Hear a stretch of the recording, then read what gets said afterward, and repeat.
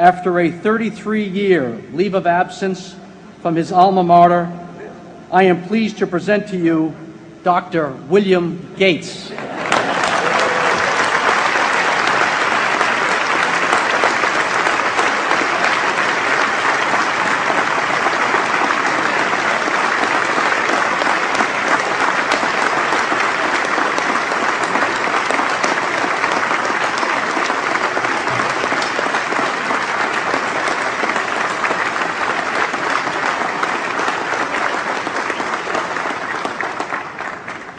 Thank you.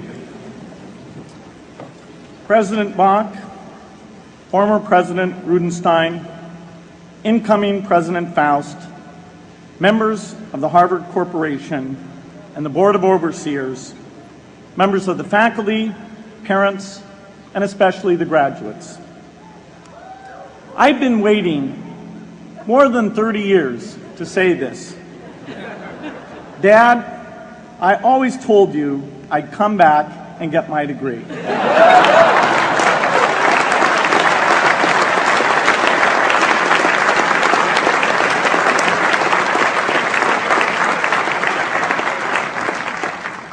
I want to thank Harvard for this honor. I'll be changing my job next year, and it will be nice to finally have a college degree on my resume. I applaud the graduates for taking a much more direct route to your degrees. For my part, I'm just happy that the Crimson called me Harvard's most successful dropout. I guess that makes me valedictorian of my own special class. I did the best of everyone who failed. But I also want to be recognized as the guy who got Steve Ballmer to drop out of business school.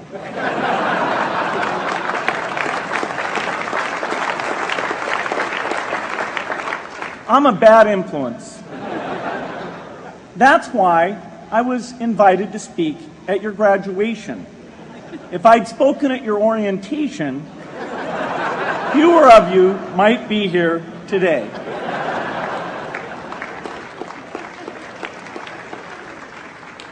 Harvard was a phenomenal experience for me.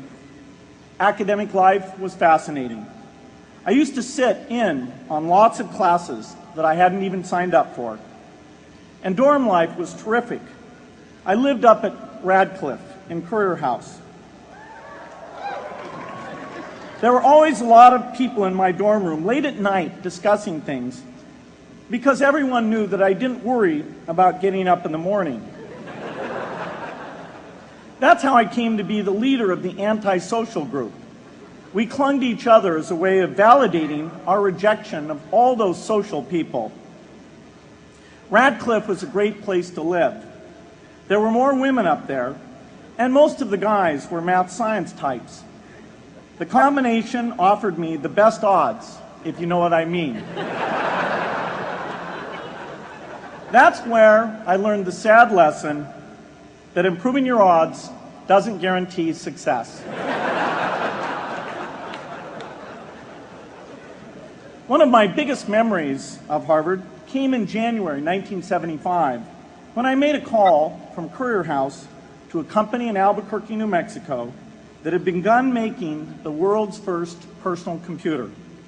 I offered to sell them software. I worried they would realize I was just a student in a dorm and hang up on me. Instead, they said, "We're not quite ready. Come see us in a month," which was a good thing because we hadn't written the software yet. From that moment, I worked day and night on the extra credit project that marked the end of my college education and the beginning of a remarkable journey with Microsoft. What I remember above all about Harvard was being in the midst of so much energy and intelligence. It could be exhilarating, intimidating, sometimes even discouraging, but always challenging. It was an amazing privilege, and though I left early, I was transformed by my years at Harvard, the friendships I made, and the ideas I worked on. But taking a serious look back, I do have one big regret. I left Harvard with no real awareness of the awful inequities in the world, the appalling disparities of health and wealth and opportunity that condemn millions of people to lives of despair. I learned a lot here at Harvard about new ideas in economics and politics. I got great exposure to the advances being made in the sciences.